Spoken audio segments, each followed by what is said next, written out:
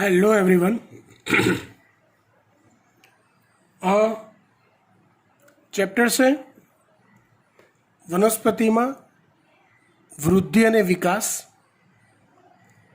ए chapter में लगभग 60% जेटलो भाग 11th कोर्स में रिड्यूस करेलो छे। ए पोर्शन अपने हाल नहीं चलावता, पण 12th में जयरे आपणे टोटल नीट स्टार्ट करीशुं एमां ए पोर्शन ने आपणे आवरी लईशुं। राइट, अत्यारे स्टार्ट करीए आपणे वनस्पति वृद्धि नियामकोनी लाक्षणिकताओ। तो सौथी पहेला थोड़ीक प्राइमरी माहिती आपी दूं तमने, એટલે समझवानी मजा आवे। जो जेम आपणा शरीरमां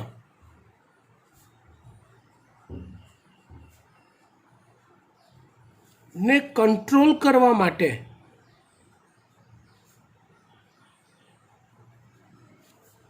विविध अंतस्त्रावो धरावतुं अंतस्त्रावी तंत्र आवेलुं होय छे। कंट्रोलिंग माटे अंतस्त्रावी तंत्र आवेलुं होय छे आपणा शरीरनी अंदर। ग्रोथ होर्मोन पिट्यूटरी ग्रंथि में उत्पन्न थतो, एड्रेनालिन नॉर एड्रेनालिन एड्रिनल ग्रंथि में उत्पन्न थतो। आ अंतस्त्रावोनी कंईक ने कंईक कोईक ने कोईक प्रकारनी असर आपणा शरीर पर थती होय। ए असरना भागरूपे આપણું શરીર અને શરીરમાં ચાલતી ચયાપચયની ક્રિયાઓ કંટ્રોલમાં રહેતી હોય। સેમ એવું જ વનસ્પતિ વૃદ્ધિ નિયામકો એટલે વનસ્પતિની વૃદ્ધિને કંટ્રોલમાં રાખતા, મતલબ વૃદ્ધિ વધારવા માટે જવાબદાર કેટલાક અંતસ્ત્રાવ હોય। અમુક હદ સુધી વૃદ્ધિ થઈ ગઈ પછી એ વૃદ્ધિની ક્રિયાને અટકાવવાનું કાર્ય કરતા હોય એવા અંતસ્ત્રાવો હોય।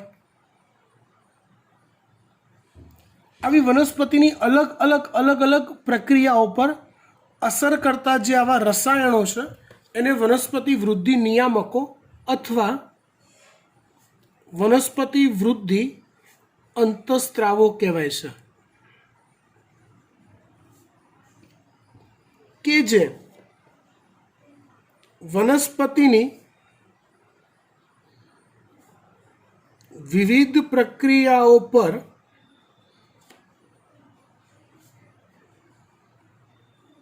અસર દર્શાવતા હોય, કે જે વનસ્પતિની વિવિધ પ્રક્રિયાઓ પર અસર દર્શાવતા હોય। Done, good. चलो, वनस्पति वृद्धि नियामको अहींयानुं इंग्लिश नाम छे अने ए पण शॉर्ट में छे, PGRS स्मॉल छे, એટલે प्लांट ग्रोथ रेग्युलेटर्स। प्लांट वनस्पति ग्रोथ वृद्धि रेग्युलेटर्स એટલે નિયામકો નિયંત્રણ કરતા હોય એવા। પ્લાન્ટ ગ્રોથ રેગ્યુલેટર્સ એ વિવિધ રાસાયણિક સંઘટકોવાળા સાદા તથા લઘુ અણુ હોય છે। ટૂંકમાં એ વિવિધ પ્રકારના સંયોજનો છે, સાદા છે, બહુ કોમ્પ્લેક્સ કે જટિલ નથી અને નાના કદના અણુઓ છે। बराबर, डन। ते रासायनिक दृष्टिए विविध प्रकारना होय छे। रासायनिक दृष्टिए ते जुदा जुदा प्रकारना होय। कया कया प्रकारना? तो टोटल 5 प्रकारना छे। पहलो प्रकार छे इंडोल संयोजनो। पहलो प्रकार छे इंडोल संयोजनो। कौंसमानुं एक्जाम्पल आप्युं छे इंडोल 3 एसिटिक एसिड, એટલે इंडोल एसिटिक एसिड। बीजो प्रकार है એડેનિનના વ્યુત્પન્ન. એડેનિન કોણ છે? યાદ કરો. એડેનિન કોણ છે? તો યાદ કરો, એક પ્રકારનો નાઇટ્રોજન બેઝ છે. એડેનિન કોણ છે? તો એક પ્રકારનો નાઇટ્રોજન બેઝ છે. બરાબર. એ નાઇટ્રોજન બેઝના વ્યુત્પન્નો મતલબ એમાંથી બીજી ત્રીજી પ્રક્રિયાઓ થઈ રચાયેલા સંયોજનો જેને કહેવાય એડેનિનના વ્યુત્પન્ન.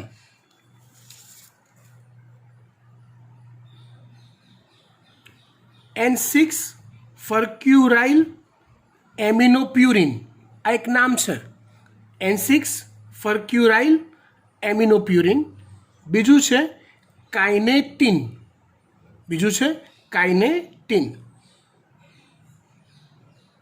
ત્રીજો પ્રકાર કેરોટીનોઇડ્સના વ્યુત્પન્ન. કેરોટીનોઇડ્સ યાદ કરો, હરિતકણની અંદર આવતા હતા. ક્લોરોફિલ એ, ક્લોરોફિલ બી, કેરોટીનોઇડ્સ, ઝેન્થોફિલ્સ. તો એમાંથી વિવિધ પ્રક્રિયાથી બનતા સંયોજનો. ઉદાહરણ આપ્યું છે એબ્સિસિક એસિડ ABA. ટર્પેન્સ ઉદાહરણ છે જિબ્રેલિક એસિડ. વાયુરૂપ મતલબ બાષ્પશીલ, લાઈક પેટ્રોલ. પેટ્રોલ કેવું હોય? આમ પ્રવાહી સ્વરૂપે હોય, પણ એને હવામાં ખુલ્લું રાખો તો ઉડી જાય. પરફ્યુમ જેવું. પરફ્યુમ હોય બોટલમાં ત્યારે લિક્વિડ હોય, તમે કપડા પર છાંટો છો ત્યારે વાયુ સ્વરૂપે ઉડી જાય છે એવું. તો વાયુરૂપ ઉદાહરણ છે ઇથિલિન C2H4. એનું સૂત્ર છે આ. આવા 5 પ્રકારના વૃદ્ધિ નિયામકો હોય છે રાસાયણિક દ્રષ્ટિએ અલગ અલગ સંયોજન સ્વરૂપે. કયા 5? ઇન્ડોલ સંયોજનો, એડેનિનના વ્યુત્પન્ન, કેરોટીનોઇડ્સના વ્યુત્પન્ન, ટર્પેન્સ અને વાયુરૂપ. વનસ્પતિ વૃદ્ધિ નિયામકોને વનસ્પતિ વૃદ્ધિ પદાર્થો કે વનસ્પતિ અંતઃસ્ત્રાવો કે ફાઇટો હોર્મોન તરીકે વર્ણવવામાં આવે છે.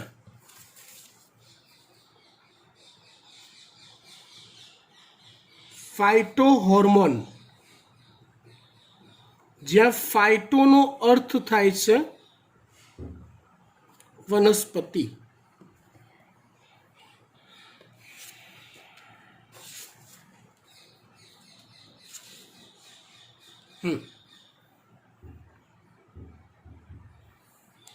PGRSને પ્લાન્ટ ગ્રોથ રેગ્યુલેટર્સને વનસ્પતિ દેહમાં તેમના કાર્યને આધારે 2 સમૂહમાં વહેંચી શકાય.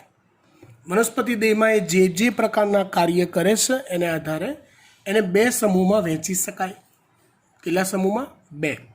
એક વૃદ્ધિ પ્રેરક અને 2 વૃદ્ધિ અવરોધક. વૃદ્ધિ પ્રેરક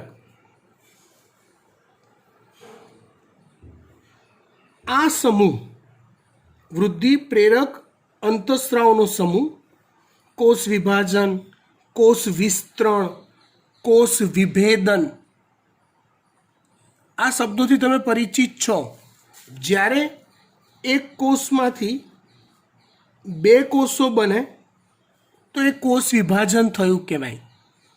વિભાજન પામેલો કોષ પોતાના કદમાં વધારો કરે એટલે પહેલા સ્ટેપને હું વિભાજન કહું. બીજું જે સ્ટેપ છે એને વિસ્તરણ કહું.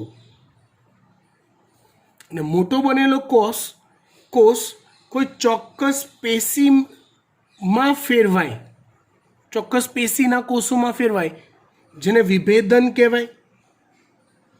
કોષમાં તેના કાર્યને અનુલક્ષીને થતું પરિવર્તન, આવી ડેફિનેશન આવતી હતી. કોષમાં તેમના કાર્યને અનુલક્ષીને થતું પરિવર્તન જેને વિભેદન કહેવાય. તો આવી પ્રક્રિયાઓમાં સંકળાય છે આવર્તનીય વૃદ્ધિ. ફરીવાર, આવર્તનીય વૃદ્ધિ એટલે શું? તો સમજો, મૂળ હોય ને વનસ્પતિનું એ હંમેશા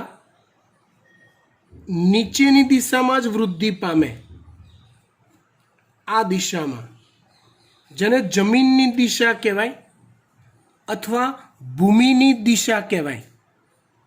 તો મૂળ ધન ભૂ આવર્તન દર્શાવે છે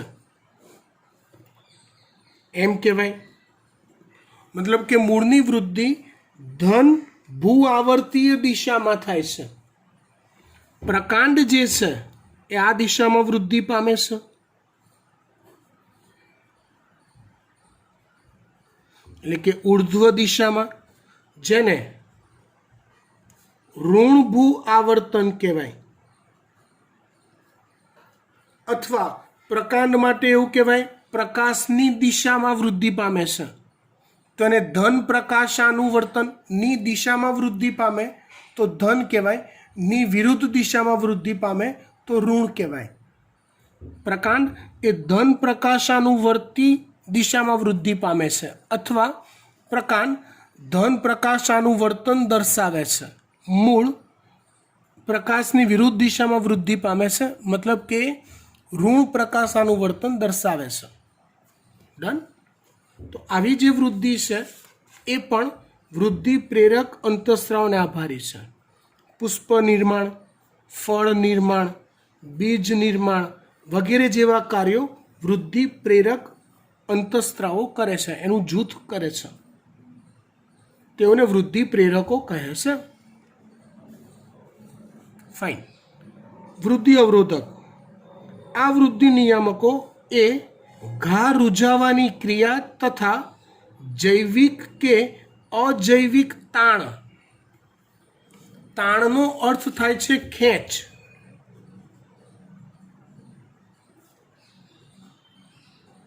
અથવા ઉણપ.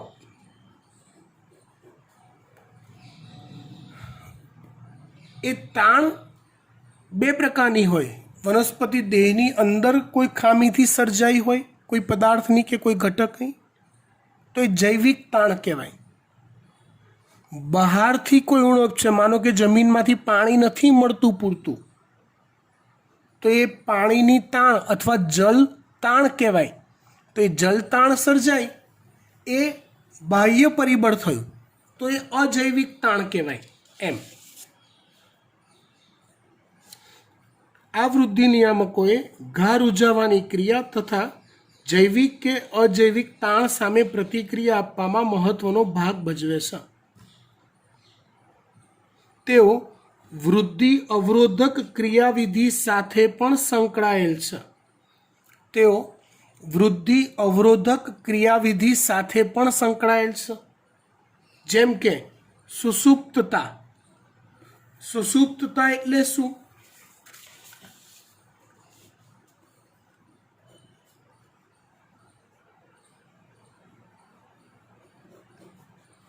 સુષુપ્તતા એટલે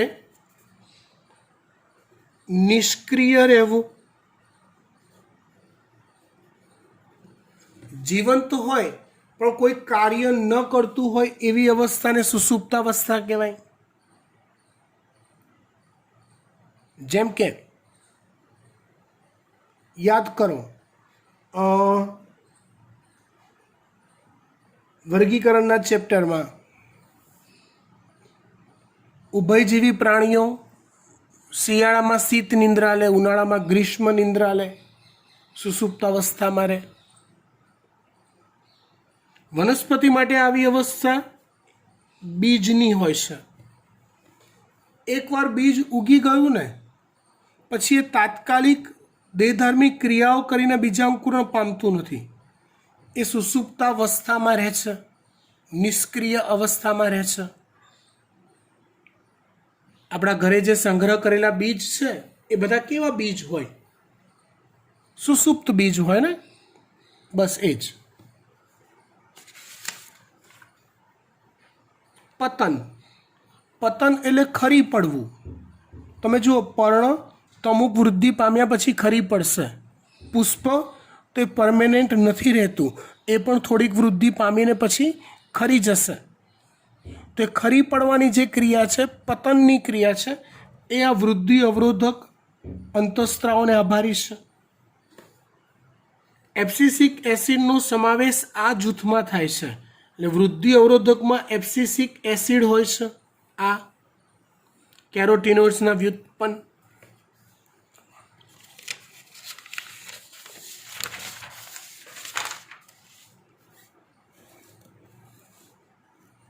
આગળ જોઈએ, ઇથિલિન વાયુમય છે જે બંને સમૂહમાં બંધ બેસે છે. ઇથિલિન એવો છે કે જે અમુક કાર્ય વૃદ્ધિ પ્રેરક જેવા કરે છે, પણ બાકીના મોટા ભાગના કાર્યો વૃદ્ધિ અવરોધક જેવા કરે છે. એટલે આમ તો એને બંનેમાં સ્થાન આપી શકાય, પણ મેક્સિમમ કાર્યો એ વૃદ્ધિ અવરોધક તરીકે કરે છે, માટે તેનો વૃદ્ધિ અવરોધક અંતઃસ્ત્રાવમાં સમાવેશ થાય છે.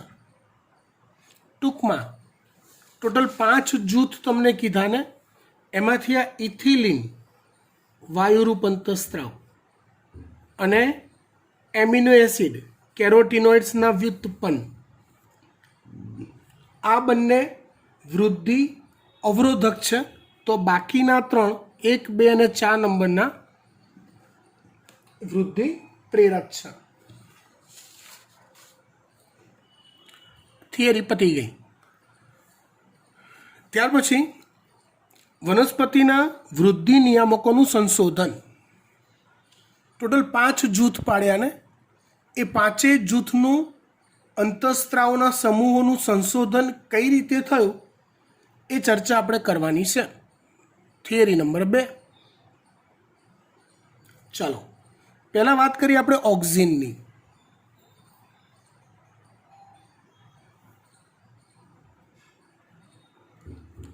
ઓક્સિનની શોધ ચાર્લ્સ ડાર્વિન અને તેમના પુત્ર ફ્રાન્સિસ ડાર્વિને કરી હતી,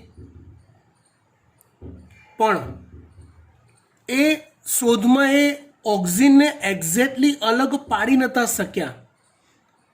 એમણે શરૂઆત કરી હતી એક અવલોકન કરીને. શું અવલોકન કર્યું હતું?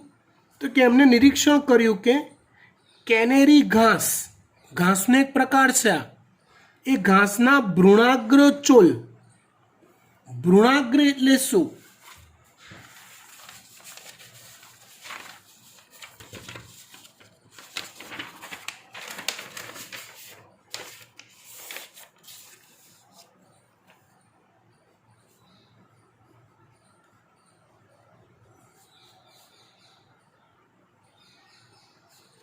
તો બીજની અંદર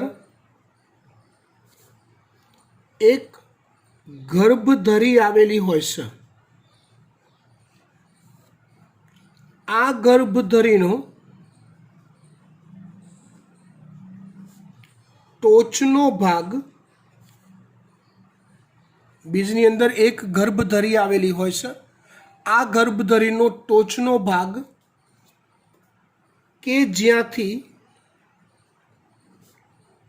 વનસ્પતિનું પ્રરોહતંત્ર વિકસે છે, કે જ્યાંથી વનસ્પતિનું પ્રરોહતંત્ર વિકસે છે તેને ભ્રૂણાગ્ર કહે છે. તેને ભ્રૂણાગ્ર કહે છે. વાત કરીએ ભ્રૂણાગ્ર ચોલની.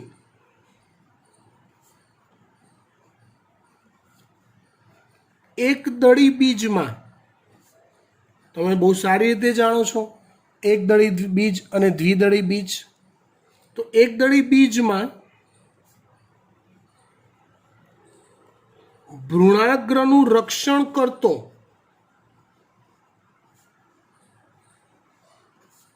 જે ભાગ હોય ને એને ભ્રૂણાગ્ર ચોલ કહેવાય છે. દાખલા તરીકે આ ઘાસ છે, તો વૃદ્ધિ દરમિયાન શરૂઆતમાં ભ્રૂણાગ્ર ચોલ એ સાથે સાથે બહાર આવી જાય છે. એટલે ઘાસનો જે ટોચનો ભાગ હોય ને એ ભાગ ભ્રૂણાગ્ર ચોલ કહેવાય છે. એટલે ભ્રૂણાગ્રમાંથી ઘાસ વિકસ્યું, એની ટોચ પર રક્ષણ કરતો ભાગ એટલે ભ્રૂણાગ્ર ચોલ. કેનેરી ઘાસના ભ્રૂણાગ્ર ચોલ પ્રકાશના સ્ત્રોત તરફના વિકાસની એકધારી પ્રતિક્રિયા દર્શાવે છે. મતલબ શું કે ધારો કે પ્રકાશ આ દિશાએથી અહીંથી આવી રહ્યો છે, તો આ ભ્રૂણાગ્ર ચોલ વૃદ્ધિ પામશે ને આગળ જતા, તો તે પ્રકાશની દિશામાં વૃદ્ધિ પામશે. આમ ધારો કે પ્રકાશ અહીંથી ઉપરથી આવી રહ્યો છે આ દિશાએથી, તો એ ભ્રૂણાગ્ર ચોલ જે અત્યારે આવી વૃદ્ધિ પામ્યું છે, સમજો આને રિલેટેડ જ,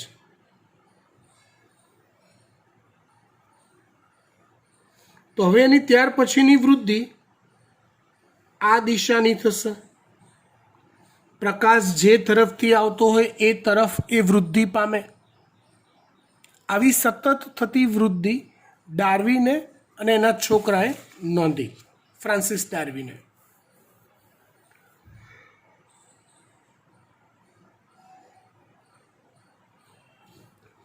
એટલે કે પ્રકાશના ઉદ્ગમની તરફ વૃદ્ધિ કરે છે. વારંવાર પ્રયોગોને અંતે એ નિર્ણય આવ્યો કે ભ્રૂણાગ્ર ચોલની ટોચ એટલે ભ્રૂણાગ્ર ચોલની ટોચ વાહક પ્રેરણનું સ્થાન છે.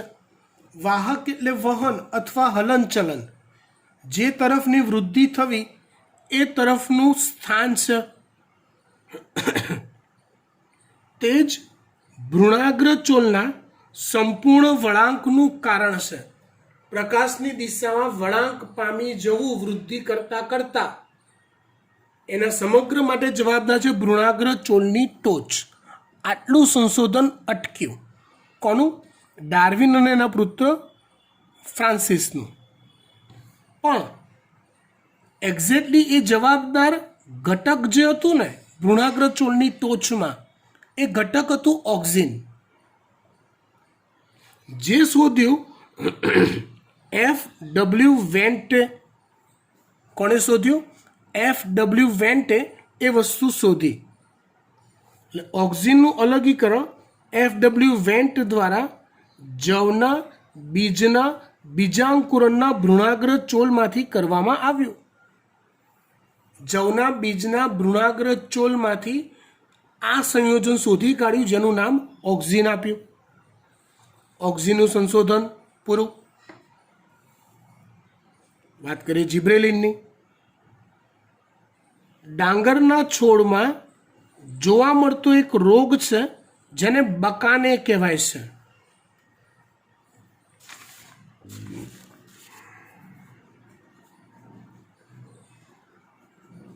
એ બકાનેનો અર્થ થાય મૂર્ખ બીજાંકુરણ.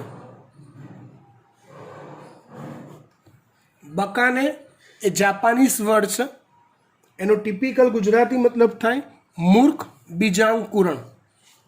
ખોટું, બોગસ બીજાંકુરણ એમ. જે રોગકારક ફૂગ જિબ્રેલા ફુજીકુશેઈ દ્વારા થાય છે. જાપાનીઝ વૈજ્ઞાનિક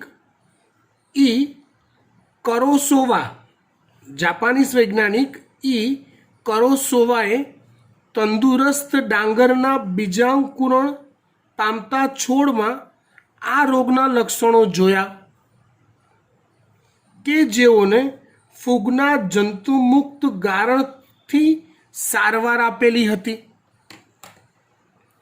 ટૂંકમાં એમણે ફૂગની ટ્રીટમેન્ટ આપી હતી.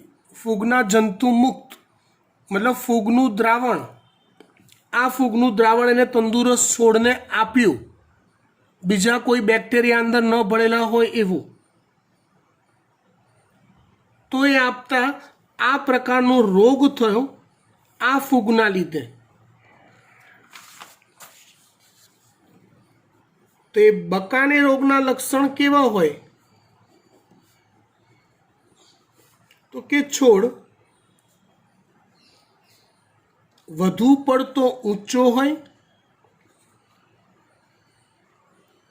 નબળું પ્રકાંડ ધરાવતો હોય અને પીળા રંગનો હોય. છોડ વધુ પડતો ઊંચો હોય, નબળું પ્રકાંડ ધરાવતો હોય અને પીળા રંગનો હોય. છોડ વધુ પડતો ઊંચો, નબળું પ્રકાંડ ધરાવતો અને પીળા રંગનો હોય. તો એવા લક્ષણ દેખાયા. આવું થવા માટે જવાબદાર રસાયણ કયું હતું ફૂગમાં? તો એ રસાયણને જિબ્રેલિક એસિડ આવું નામ આપ્યું. જિબ્રેલિનનું સંશોધન પૂરું.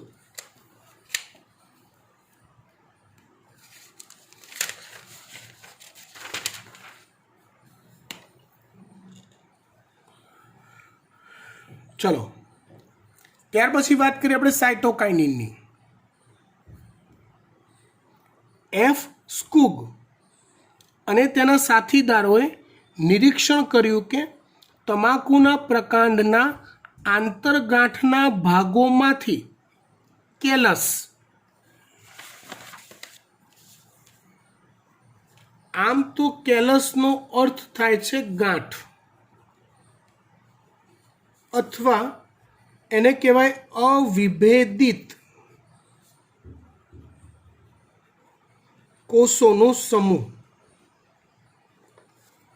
એવા કોષોનો સમૂહ કે જેમાં વિભેદન થતું ન હોય, વિભેદન ન થયું હોય એવા કોષોનો સમૂહ, જેને કહેવાય અવિભેદિત.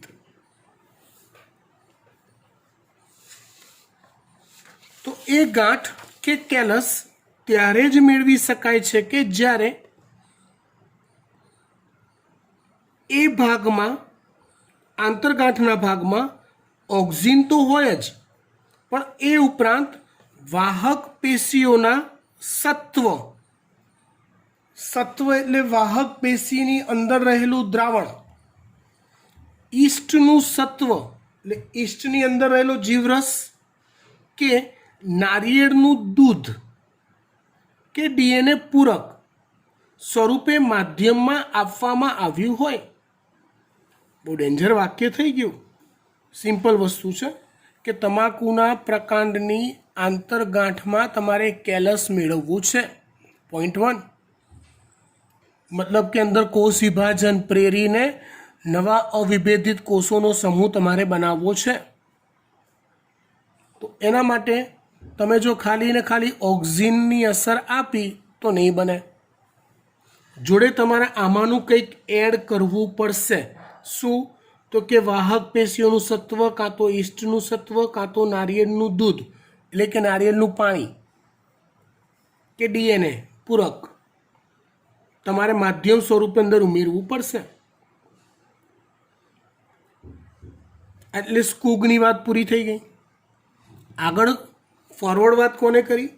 મિલર અને તેના સાથીદારોએ પછીથી સાયટોકાઇનિન પ્રેરક સક્રિય પદાર્થની ઓળખ કરી કે આ બધાની અંદર સાયટોકાઇનિન જ હતું કે જે આ કેલસ બનવા માટે જવાબદાર હતું, અને તેનું સ્ફટિકીકરણ કર્યું, મતલબ કે એને અલગ તારવ્યું. તેઓને કાઇનેટીન નામ આપ્યું. શું નામ આપ્યું તેઓને? કાઇનેટીન.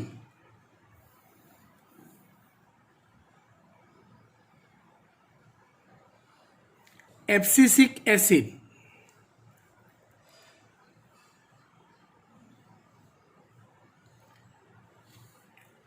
ઓગણીસો 60ની મધ્યમાં 3 અલગ અલગ સંશોધકોએ વિવિધ પ્રકારના 3 અવરોધકોનું શુદ્ધિકરણ તેમજ રાસાયણિક લાક્ષણિકરણ નોંધ્યું. વનસ્પતિ દેહમાંથી એવા રસાયણ શોધી કાઢ્યા 3 અલગ અલગ જગ્યાએ દુનિયામાં કે જે વનસ્પતિની વૃદ્ધિને અવરોધતું હતું. એ કયા પ્રકારનું છે, કયા લક્ષણો છે, બધું શોધી કાઢ્યું. એ લોકોએ સેપરેટલી અલગ અલગ નામ આપ્યા. એક એના અવરોધક બી નામ આપ્યું, બીજાએ એપ્સિસિન 2 આવું નામ આપ્યું, અને ત્રીજાએ ડોર્મિન આવું નામ આપ્યું. ત્યારબાદ ત્રણેય રાસાયણિક પદાર્થો રાસાયણિક રીતે એક સરખા સાબિત થયા અને તેમનું નામકરણ એબ્સિસિક એસિડના રૂપમાં આપવામાં આવ્યું. છેલ્લે ખબર પડી ઓહો ત્રણે અલગ અલગ જગ્યાએ બધું શોધ્યું જુદું જુદું, પણ ખરેખર એકનું એક જ શોધીને લાયા છે એમ. વાત કરીએ આપણે ઇથિલિનની. H કઝિન્સે નોંધ્યું કે પાકેલા સંતરામાંથી મુક્ત થતો એક બાષ્પશીલ પદાર્થ પરફ્યુમ જેવો, પેટ્રોલ જેવો, તેની નજીકમાં રાખેલા અપરિપક્વ કે કાચા કેળાને ઝડપથી પકવે છે. પાકેલા સંતરા છે એમાંથી કોઈ બાષ્પશીલ પદાર્થ મુક્ત થઈ રહ્યો છે અને બાજુમાં કાચા કેળા પડ્યા છે તે ઝડપથી પાકી જાય છે. આ બાષ્પશીલ પદાર્થને ઇથિલિન નામ આપ્યું, જે વાયુમય PGR પ્લાન્ટ ગ્રોથ રેગ્યુલેટર છે. Okay, done. આટલે સુધી આપણે રાખીએ છીએ.